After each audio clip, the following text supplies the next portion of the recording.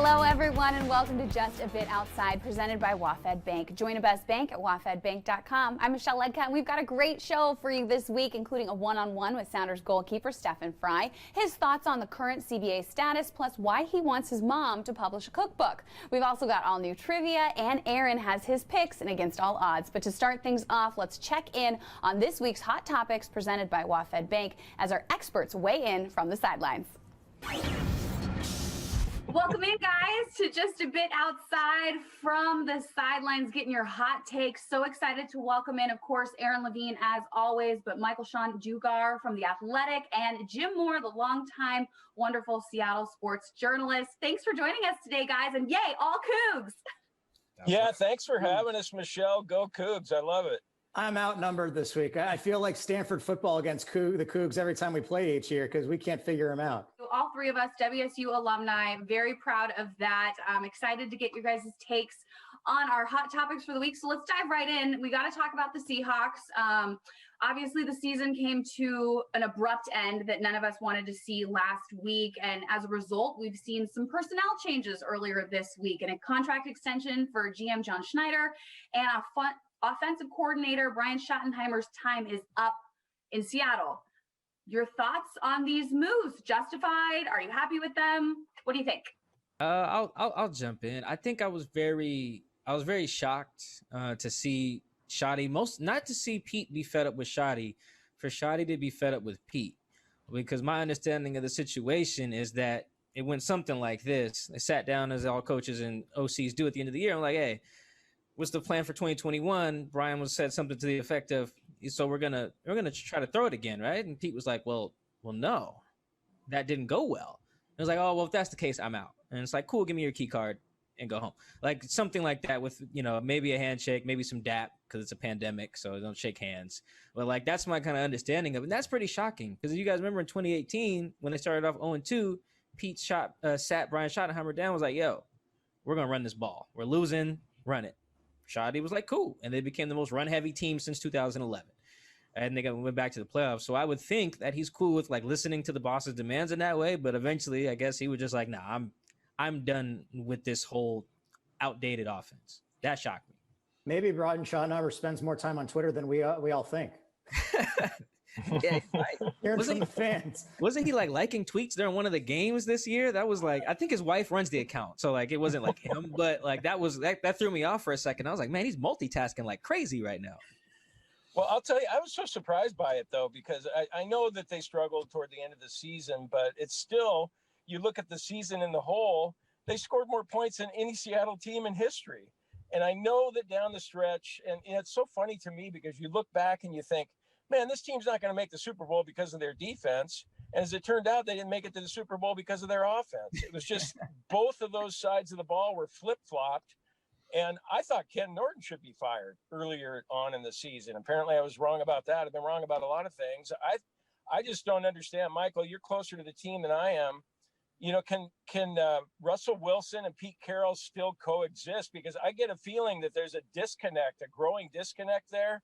I can't imagine Russell wanting to hand it off more next year just to suit Pete Carroll, especially a guy who's making $34 million a year, future Hall of Fame quarterback. I don't get how that's going to work. And I'm even to a point where I'm thinking, man, Pete, either one of those two guys has to go. Either trade Russell Wilson to Jacksonville and get the number one pick and bring in Lawrence, or Pete Carroll. For the first time, I'm looking at it going, man, I think Pete's time might be up here. Yeah, it's one of those where like the process is almost as important as the result, and in this case, process includes relationships. Because if you're Russell, now that's two times now in the last 5 years that the guy who led you to your best passing season in terms of like touchdowns is gone, right? Like that's, he wants the ball more. You're right, Jim. Like he's trying to hand it off 40 times a game or 30 or whatever. Like the two guys who put the ball in his hands the most got canned immediately after. That can't sit well with the quarterback. I don't know if that means Russ is going to storm in Pete's office and throw things, or not James Harden or anything, but that definitely can't sit right with him. It's fortunate for Pete, though, that Russ is like a really nice guy, got a good temperament. Like even behind the scenes, from what I've told, like Russ isn't the guy to like throw a fit or make a scene. We'd hear about it if he was. So like Pete has that going for him, but I'm with you. I don't know how long it can go with Russ wanting to do one thing, Russ wanting to cook, and Pete being like, let's just order out. every night. It's just like that doesn't like eventually you're gonna eat something, but like one of you guys is not gonna be happy. And it seems like the person who's ultimately like suffering the most is Russ in his career. Especially, I love those analogies. I just have to say that was amazing. Also, the image of Russell Wilson storming in and throwing things. Like, anyway, go ahead, Aaron. What do you think? Listen, Russell's one of the best quarterbacks in the league, and you're not utilizing all of his talents. There's only one song I like to think about when I think of Pete Carroll and the way he does things, and it's Frank Sinatra's "My Way." I mean, I did it my way. It's not to say that he's not open-minded or willing to evaluate different approaches, but we saw it last offseason. We talked to Marv Levy about the K-gun style offense. So it seems that he's open-minded to other approaches. But at the end of the day, Carroll's whole winning philosophy comes down to running the ball effectively and playing a hard-nosed style defense that helps the defense create turnovers, and you win the turnover battle. And the last 2 times he's made a change at offensive coordinator, that is what it's come down to, his priority of running the football. Frankly, I think the answer lies somewhere in between. You have to have a coordinator who's able to adapt and adjust during a season, but also during a game. And that's something they really weren't able to do this year. I think that's the biggest challenge. 2 years ago, the Seahawks had the best rushing offense in the league, and they were rushing for 160 yards per game. But in their most important game of the year, that playoff game in Dallas, they weren't able to run the football, and they tried to keep trying to establish the run, and they weren't able to do so. It was like banging your head up against the wall. Frankly, I don't care if you run the ball 50 times a day or 0 times a game. The history of struggling in the first half and not being able to score points in your most important games is really alarming. And that comes down, I think, to Carroll looking himself in the mirror and asking what is really going on here. And because in my mind, these trends cannot continue if you're going to make another Super Bowl down the line. Well, it just seems like he's too stubborn to me. I mean, I look at it and I'm going, well, okay, Pete, you can do it your way, and it's been successful, but how successful? And granted, people say, don't forget, boy, the Seahawks were 2-14. We've had some bad times, but as long as you have Russell Wilson as your franchise quarterback, anything short of the Super Bowl or maybe the NFC Championship game is going to be considered a disappointment. So yeah, you've had success. You've done well in the regular season. You won the NFC West this year, but it was a disappointing end to that season. So going back to what he knows and was successful in the past, I'm not so sure if it's going to get you where you want to go. Yeah, that's the thing about Pete. He gives running the benefit of the doubt, right? Because think about it. Passing, like a pass-first offense got games. How many total seasons has failing with the run-first thing got? 2016, 2015. I'll discredit 2017 because they didn't run that well at all. 2018, 2019. That's like 5 seasons of you not getting where you want to be running it. You gave passing it 8 games and gave up on it. And maybe we'll give it 1 season to be generous. It's just which side of the ball he's using to give the benefit of the doubt. And that's his prerogative, right? He'd probably hear us talking right now, but look all these banners on the wall. Right? And there's like, but then you can counter that with, okay, Pete, will you tell players when they want new contracts, what have you done for me lately? So we can spin that right back on you, right? Guys that come to you like, hey, look at all these all pros I had a couple years ago. Well, you're talking about paying you for the future. What can you do now? And that's where the argument for like, all right, man, are you still the dude for this? Because yeah, the banners are already there, but we want more banners. And are you in a position to get us more banners? Like, I don't have a good answer to that part. I think that's the perfect spot here to transition, guys, because with all of that wonderful points that you guys made about Pete Carroll and the offense and whatnot, what are going to be your biggest takeaways now that the 2020 season is in the books and we look forward to 2021? What will you remember about this year? Boy, I'll remember a lot of things, just how weird it was. Because, Michelle, I'm old enough to go back to season number 1 in 1976, the expansion team with Jim Zorn running around and everything. So I've seen them all. I don't know if I've ever seen a season like this one in 2020, though. Because usually when you go into a season, you know that the team is going to be fairly good and there'll be a few highs and lows, but they're still fairly good at the end of the season. Or if you think they're going to be bad, they're usually bad by the end of the season. Well, we talked about it earlier. This defense was historically bad for 8 games, culminating with that fiasco there in Buffalo. And then they turned it around and some people were saying that they might be one of the best defenses. And I don't think they were that good given the competition that they were facing, but still that turnaround was terrific. And the way they were rushing the passer and getting sacks and everything, it just, for them to turn it around in a positive way and for the offense to be scoring over 30 points a game and to end the way that they did, it was just the most bizarre season ever. And then again, I thought Ken Norton would be canned, and it ends up being Brian Schottenheimer. And I don't know where you go from here next year. There's a lot of things to figure out in the offseason.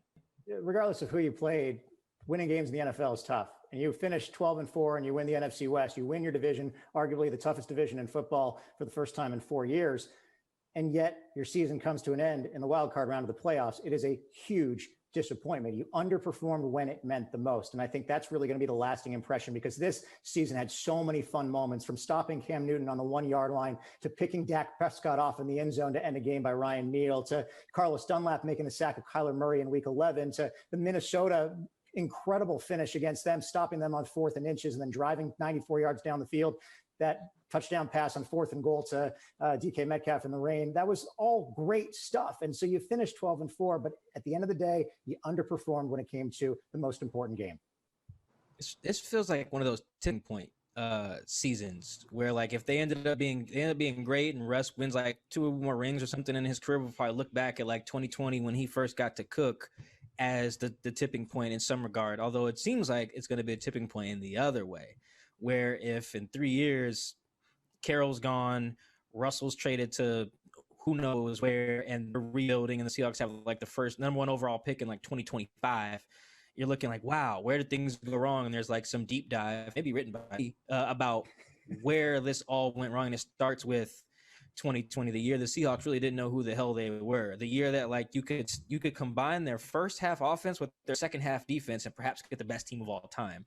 But ultimately it just was a team that underachieved, at the end of the day. Like, that's what it feels like one of those moments where we're living it now, and then we're years later, we're like, yeah, that was it. Like, I was there when it all went to hell. Like, I think other franchises have had those with, like, I want to say, like, whatever broke the Patriots up, Mike McCarthy's divorce with Aaron Rodgers recently. Like, there's some other teams where you can point to, like, yep, that was the game, that was the year, that was the month, that was the press conference, that was the thing that did it. The entire 2021 season, between the cooking and the dismissal of the guy who orchestrated the highest scoring offense in franchise history going away, all that's going to really matter, I think, in like a couple years, depending on where this team ends up. You want to write that book? I'll buy it. I'll buy it and I'll read it. Well, yeah, I will too. And Michael-Shawn, do you think they can coexist in a good way next year, Russell and Pete? Because I don't see that. That's a good question. I think it's just really on the results. I think they only have coexisted, to be honest, because they win.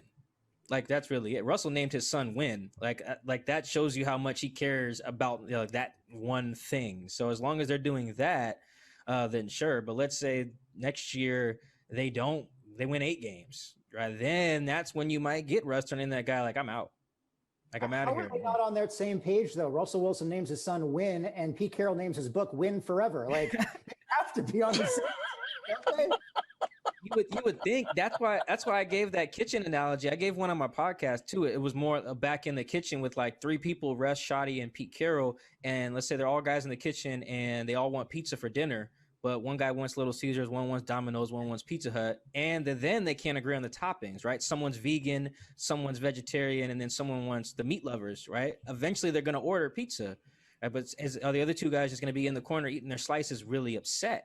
Which ultimately is what it kind of sounded like. Pete was like, we're going to have Domino's, right? That's it. Like, I'm the boss. We're going to have Domino's. And then, yeah, Shoddy and Russ ate it, but they didn't like it. And ultimately, Shoddy was like, I'm going to leave. We'll get my own pizza. And now Russ is just sitting here, hungry. It might be one of the most cost-effective, though. I mean, that's why Carroll and Schneider are on the same page, because it will keep them under the salary cap in the process. Right. Yeah. Well, I mean, and Domino's does have those $5 takeout deals, and I've got to say their thin crust, fantastic. No, Michelle, Jay Berry's, come on. Have you guys been to Jay Berry's yet? No, I have not. Yeah, you got to try. Where is Jay Berry's, Jim? It's on the Renton-Issaquah Road. Yeah, I love it. You can't miss it. Okay, plug for local. Go to Jay Berry's and get their pizza. That's right. Okay. Yeah.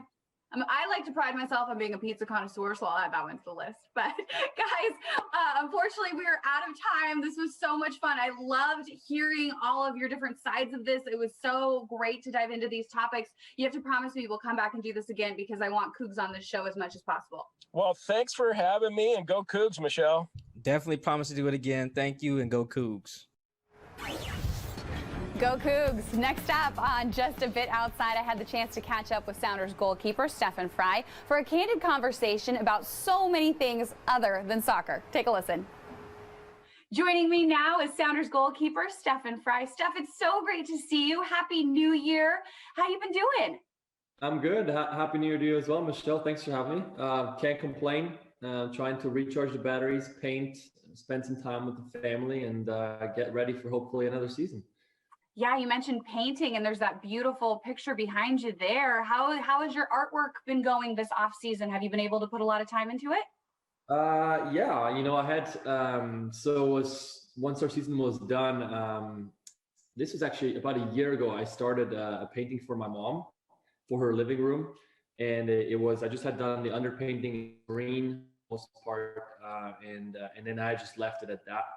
And since the season was done this year, I was like, you know what, I would love to be able to give it to her for Christmas. And so I went to town. I put in a couple of 8-hour shifts, which was awesome, but exhausting at the same time. But learned a lot, and ended up coming up with a pretty cool piece, which I haven't really. I've shown snippets on my social media of that piece, but learned a few things, and I'll unveil it at some point. But I think because she wanted to take it home right away. I hadn't even taken professional pictures of it yet. She's like, "I'm taking it home. That's it. That's mine. No going back from it." So I think she's happy with it. Oh, I love that. What a fantastic reaction. And now your mom moved out here, right? A couple years ago or within the last year to be closer to you? Yeah, she moved up about a year ago. Yeah, from Northern California. She lives in Magnolia now. Loves it. She's always enjoyed nature, and when she moved up here, she was a bit about, you know, distance to city. And I was like, Mom, you lived in the Bay Area, you know, for you to get to San Francisco was like 40 minutes drive on the freeway. Here it's like 5 minutes and you'll be there. And then I think once she moved here, she realized that how that is convenient, but also like within 2 minutes, she's on the water. She sees the water at all times. She sees it from her balcony. She sees the mountains and the trees and the forests, and she really, really loves that. So I'm happy for her to be in a place that she loves, but also obviously selfishly for her to be close and for us to be able to spend a little more time together. Absolutely. It's so lovely to have family close, and that's so fun. And I love what you just touched on there of how she enjoys seeing, you know, all the Pacific Northwest has to offer. And as a Seattleite, I always love talking to people that aren't originally from here, because I feel like as a Seattleite, I've taken advantage or taken for granted, I should say, the beautiful scenery, the mountains, the water, all this stuff. And so it's so fun and refreshing to see it through kind of new eyes. And there was a sound bite of you from back during the season. You had just moved to Bainbridge Island, and you were talking about the beauty of coming across on the ferry. And it was just so lovely. Go check it out, soundersofc.com, if you haven't heard what I'm talking about. But you did move to Bainbridge yourself. How has that been adjustment? And obviously, have you been able to enjoy those ferry rides and kind of the distance from the city now that the season's over? Yeah. So I mean, yeah, Bainbridge Island is beautiful. It's so peaceful, and I really love that how it really separates my day now. You know, obviously the ferry is a commute. You know, it's a different commute because it feels hard because you're kind of sitting there, but it actually gives you an opportunity to go and do, you know, your emails, maybe do your social media, whatever it is, for 30 minutes, because, you know, a lot of people are stuck in traffic for 30 minutes and they can't be doing it. They have to pay attention to the road. So I look at it in that way. It's not really wasted time. It's, you know, you can go and do your silly things. I watch some Twitch now and then and just, you know, decompress that way. But it really separates my day. You know, I go over in the morning, and it's time to go to work. You know, I drive over to our facility at Starfire and do all my prep work for training, have a really good training, maybe weightlifting, whatever we have, and then hop back on the ferry, go over, and then it's like I'm back to my personal life, my safe space, and it's pure nature, right? I mean, we're steps away from the water. The dogs love it, so we can't complain. We really love it. And you know, to your point, what you said before with seeing it from with different eyes, I think obviously my mom, you know, we grew up in Europe, and I think Switzerland has a similar scenery to offer. You know, mountains, snow, water, a lot of greenery. And I think when she moved to California, she really loved the weather. She always loved warmth, and that's great. But it's really yellow, and it's very, for the most part, it's just very, very. It's always the same what you see in the San Francisco Bay Area. There's not much variance, not at least not the way you see it here, you know. So I think people always think that the grass is green on the other side, and when you live here for so long, then you're like, oh, I wish I had warm weather. But look at what you do have, you know. I mean, it's beautiful here. You can go out and enjoy so much, whether it's in the summer, whether it's in the winter. So I think we're blessed. And my mom kind of reinforced that again when she moved back up here. You didn't get to experience it this year because of COVID, but I have got to give you a pointer about island life on Bainbridge Island. 4th of July, Bainbridge Island does it right. They have a huge street fair and everything. It was a childhood memory of mine. So fantastic. And while we're on the topic, I have to give a shout out to my favorite Bainbridge Island restaurant, the Streamliner Diner. Have you been there yet? Of course, met the owner, a lovely lady, and really good brunch. Yes. Yeah. And also, yeah, I mean, we found a couple of pockets on the island that are amazing. Really good people. I think it's a really friendly community. Maybe because it is an island, people feel like more like, oh, this is my neighbor, you know. So people say hi to each other a bit more, which is lovely. Also, one thing I kind of forgot to mention about my ferry rides. The ferry rides have been enjoyable for the most part.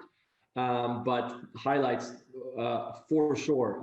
Twice I saw orca as well. I was at home. So I mean, I've people have told me that they've been on the ferry rides for 25 years and I've never seen orcas. I've seen them twice now in 1 year, and it's really cool to see them on TV. You know, like, oh, it's a cool animal. But when you see a pod go past you, it's pretty crazy. Pretty awesome. So beautiful, so amazing. I've seen the orcas once, and that was up in Victoria, Canada, but I've never been fortunate enough on one of the ferries here in Seattle or around the Puget Sound. So what's going on? I love it so much, Steph. So years ago, you and I did a segment with Chef Ethan Stoll at one of his restaurants. You and I got to cook, I believe it was pasta carbonara, and yeah. It was so fun. And you were telling me that you really got into cooking because of your mom as a child, going, you know, cooking with her and stuff. And over the holidays, you shared a picture of probably the most beautiful cookies I've ever seen. I need to know about these holiday cookies your mom makes. So in that picture you saw now, I think she said there was about 6 or 7 different kinds of cookies.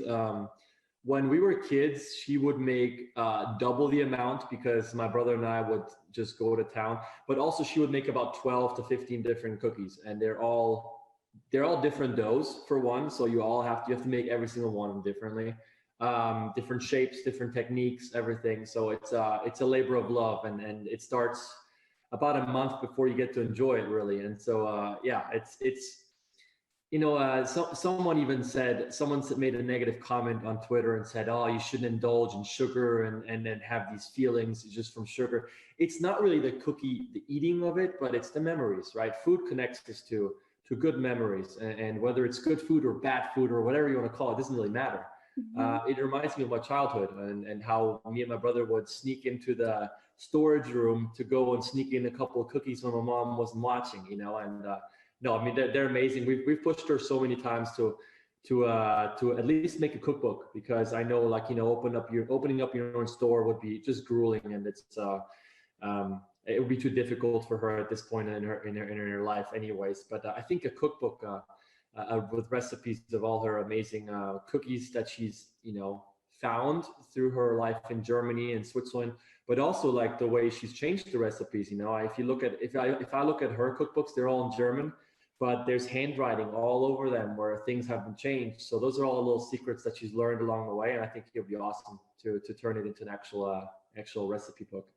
I love that. What a beautiful memory. And I totally agree. And I'm sure Sounders fans would agree as well, that they would line up to buy that cookbook. That is so fantastic. And then we would just have to have pictures of your dogs throughout too, because I know that's a huge fan favorite. Humble, right? Well, for the most part, the ones that are not chocolate, the dogs love those too. So. Yeah, the Frei family. Gotta love it all around. Well, Steph, we're still a couple weeks away from when I guess the 2021 preseason is supposed to start. A lot of question marks kind of lingering in the air with some recent CBA news negotiations. The owner said they wanted to kind of go back and relook at the CBA. What can you tell us about kind of what's going on? Because as a casual fan, you look at this and you're like, what does this even mean? Is there any insight you can give us on kind of what's going on that front? I was hoping you'd have more insight to give me, but Sorry to disappoint you. As we all know, I think that the rules and regulations in this league are a lot to swallow. You don't really know. There's so many things going on. So I don't really know exactly. All I know is probably what the most people know outside is that we agreed upon something last year when our CBA was up. Obviously our season was changed, and because our CBA hadn't been ratified, we were pushed back to the table they forced us to make some changes, and we did. And with that, one change was to include a force majeure. I don't know exactly what the writing is in terms of what can trigger that, or because it can be a little bit different. A force majeure is not just a force majeure. But it sounds like they were able to trigger it, or they wanted to trigger it. And the little news that came out in the last couple of days of how it may be looking like they want to change things is all I know. From a player standpoint, it's difficult, right? Because I think we've sacrificed some things last year, whether it is some concessions on salaries or revenue that we were expecting to go towards us. Or also, putting ourselves at risk, leaving families for months and going to hotspots like Orlando.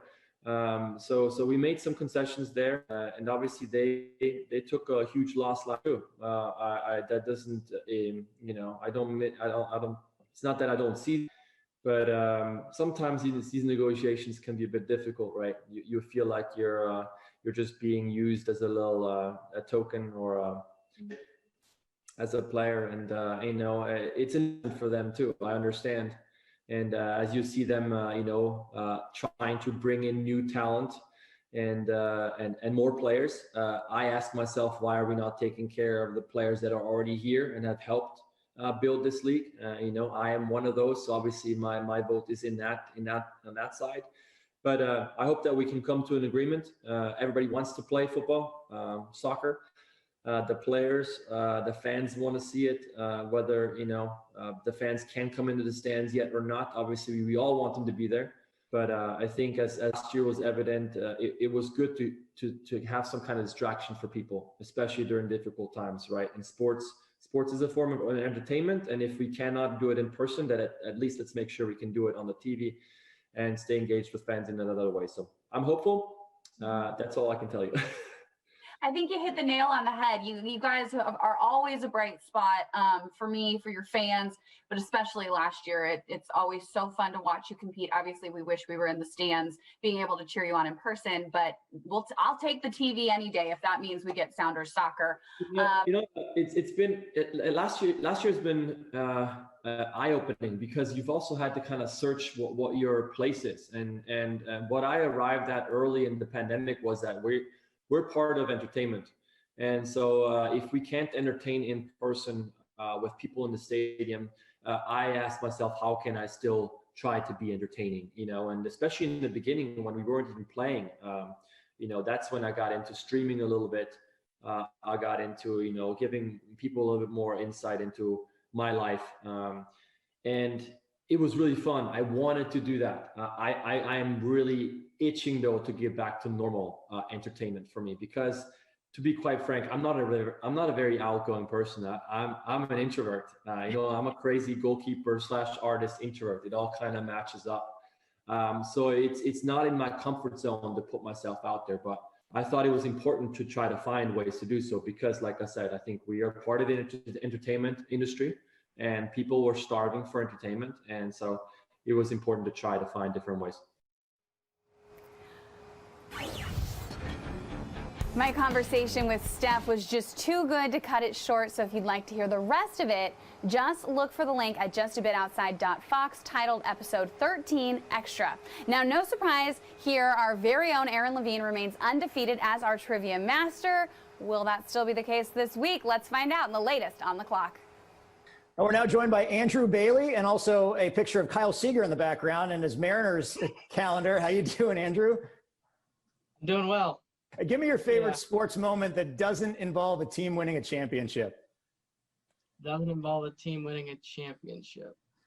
I'd probably say the 2018 Apple Cup with the Huskies beating the Cougars in the snow. I thought that was a pretty cool moment. Yeah, don't say that too loud because Jessamine is the sideline reporter for the Cougars football team. It hurts. We're going to put a $100 gift card on the line to Daniel's Broiler today, but you have to beat me outright to win. These general trivia questions are provided by The Fish, Jeff Aaron's Fame Trivia USA. It's Fame Trivia USA. Check them out at Fame Trivia USA on Facebook. So each of us is going to have a minute to answer as many questions as possible. You're going to go first. I'm going to take these headphones off. I'm actually going to start playing music on a different headphone here. You remember Carly Rae Jepsen from back in the day? So there you go. Jessamine McIntyre on the line. Go ahead and take it away. All right, Andrew, we're going to let Aaron relive some of his younger days there with Carly Rae. Are you ready? I'm good. Okay. You are officially on the clock. Which Seattle athlete was affectionately known as Gar? Edgar Martinez. Name the hit English TV show based on the Crawley family and their servants. Would that be Downton Abbey? One word answer. What is the given name for domesticated cats that have escaped to live in the wild? What are feral cats? What dance can you do like you did last summer? A TikTok dance? Not a great place to get a suntan. Where will you find the Sea of Tranquility? Pass. Last week, the Seahawks locked up the NFC West Championship for the first time since which year? The 2016. The nickname of this creature is a nickname for a citizen of New Zealand. I don't know. Pass. Italian for to the tooth. It describes pasta cooked to be firm. Rigatoni. And that will do it. I don't want any judgment. I got my wife's pink headphones and I'm listening to Carly Rae Jepsen's Call Me Maybe. So I don't know what you think about that. There's no judgment on this show, Aaron. Yeah, none at all. Let's take care of business, Jess. Okay, Aaron, are you ready? Yes. You are officially on the clock. Which Seattle athlete was affectionately known as Gar? Edgar Martinez. Name the hit English TV show based on the Crawley family and their servants. Downton Abbey. One word answer. What name is given to domesticated cats that have escaped to live in the wild? Stray. What dance can you do like you did last summer?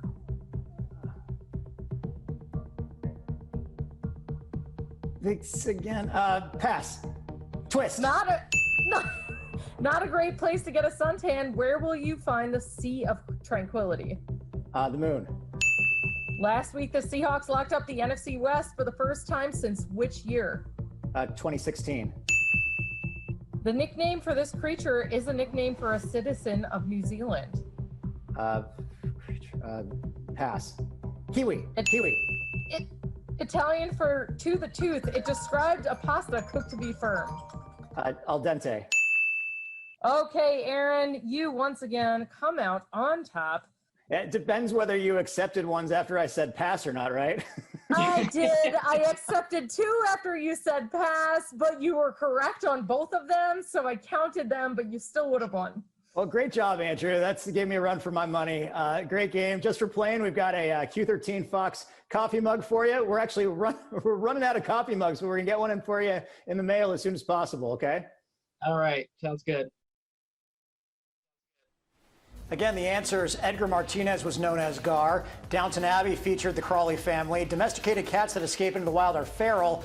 You do the twist like you did last summer, and the Sea of Tranquility is on the moon. Seahawks were division champs for the first time since 2016. A kiwi is a citizen of New Zealand, and al dente is Italian for to the tooth. Another close matchup, but we stack up another one in the win column. Michelle?